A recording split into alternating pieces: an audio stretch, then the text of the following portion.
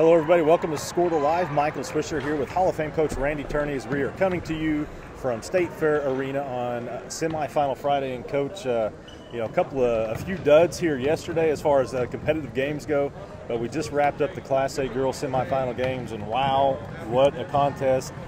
Seiling pushed to the limit, but finally prevailed over Okarche. The final score ended up being 58-49 in double overtime, and Okarche had chances to win it at the end of regulation, at the end of the first overtime. It just goes to show, Coach, you got to go out there and play the games. Nobody would have guessed that would happen today.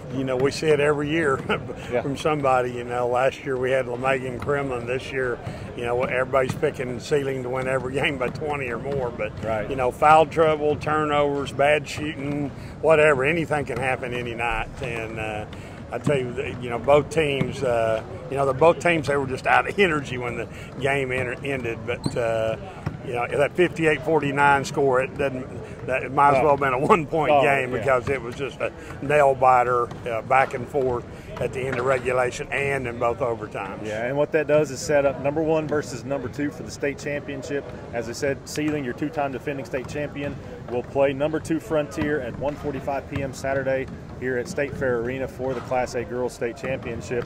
And let's jump on that Frontier win first, as Frontier knocked off Vici 51-34, and really just an impressive performance from the start, Coach. As Coach Eric Smith's team got out to the big lead early, I think scored the first 10 or 12 points of the game. Although Vici did come back and make a game of it, never really did threaten to get within striking distance, but they were able to just pull it out there at the end, and Frontier pulled away with it. Yeah. So what are you doing? You just go around interviewing legends? We do that all the time. You do? And so we'll introduce Mr. David Jackson. Yeah, right. Taking part of the show right here. Am I interrupting it? I am. No, you're live, man. Come on. No, you're not in here, come Mr. on, Jackson. No, you're the man. Everybody, this just goes to show. Tell me. This just goes to show that everybody wants to be a part of the score. Even the director. I just wanted to come make sure that he's doing okay. That's right. You feeling good? I am. I'm doing all right. All right. That's what I need to know. All right. Good to see you, Randy. Good to see you, David. And see, that's the most famous person that'll ever be on Scorler right there, is David Jackson jumping in there for us. And do you even remember what we were talking about there before you got that? Frontier, the quick start. That little massage from the director of the I'm OSSA. going, who is that? Yeah. Anyway, but yeah, Frontier, just really an impressive performance. Got out to the early lead and then pulled away there at the end.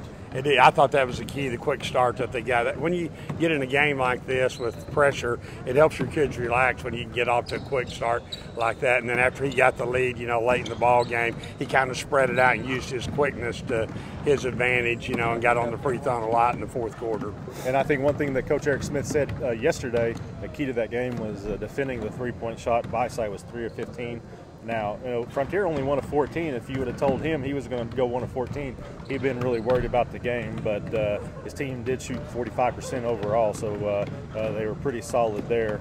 And then another key stat, 12 of 19 from the free throw line for Frontier, only 1 of 4 for Vici. So Vici never really, was effective in getting to the line to take advantage of anything there.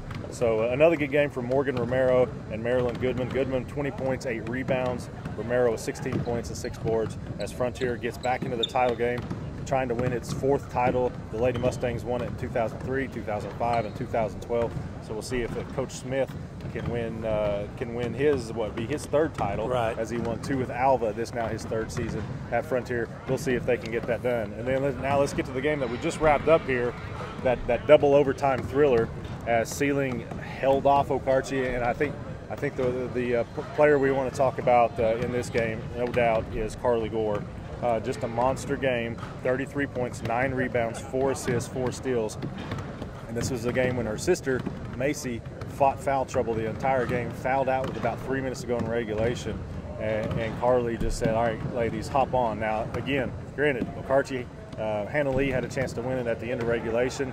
Okarche did have possession at the end of the first overtime, failed to convert on both times, but then when it really counted, it was the Carly Gore show. Scored 15 of her points in the 2 overtimes. Yeah, had a huge 3-point play and then turned it around about 10 seconds later and got a steal at half court and converted that, and then they ran an out of bounds play forward and she get an easy basket. So she scored 7 points there in about 30 seconds. But you're right. I mean, after Macy fouled out, she said, "Okay, I'm going to take the game over," and she just filled up the stat sheet, with not only down here on the offensive end, but she was blocking shots and make it tough for Okarche to score inside on the other end. Absolutely. She did it on both ends. And that three-point play you mentioned, that was with her team, was down 2 at the time.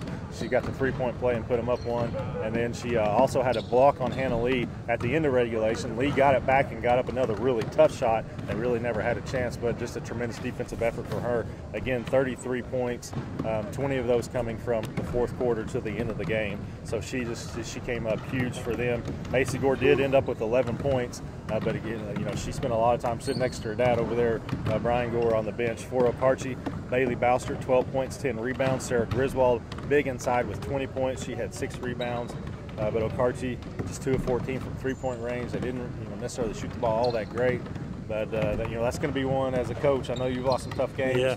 And for Coach Kelly Jennings, her first year with Okarche, that's going to be a tough one for those girls to get over. Yeah, she got to be proud of that. She had them well prepared, and I thought they played really, really hard, which that's what you got to do when you play a team like Seiling. But they just competed, and I thought their defense was really good because they created. I think Seiling had 17 turnovers, which is uncustomary for them. But we talked about Macy getting in foul trouble. She had 3, and when she come back in, she hit 3 threes there in a row that kind of helped the cause a little bit too. Yeah, and I think her team was down 7 at the time, and she came back in after getting that third. Actually, she stayed in despite getting the third foul. She sat when she got 2, she stayed in when she got 3, and hit 3 3-pointers, and her sister added another as they went on a big 12-1 run there. But then, credit Okarche.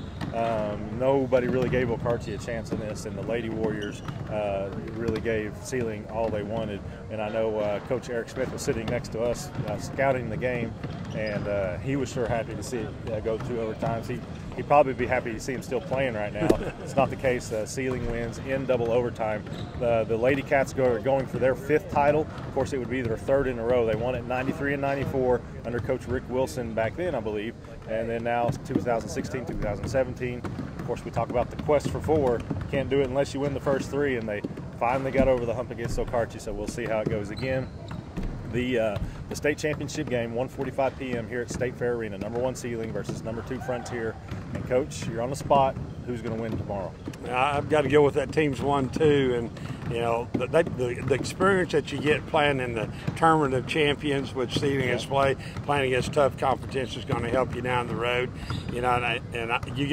This game's got their attention, that they got to do some things better, which stay out of foul trouble, not turn the ball over, and I expect we've watched them 2 games now. They really haven't played real well and still won both ball games, but. I think Coach Smith will have it at Frontier ready to go, and they're quick. Seiling's going to have to handle the ball, not turn it over.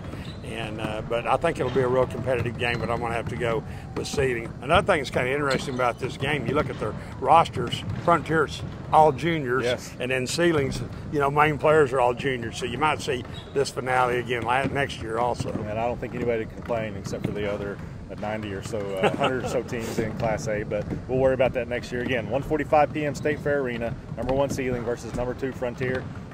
Hope to see you at State Fair Arena for that one. If we can't keep up with it on your Squirtle app, thank you for joining us here on Squirtle Live.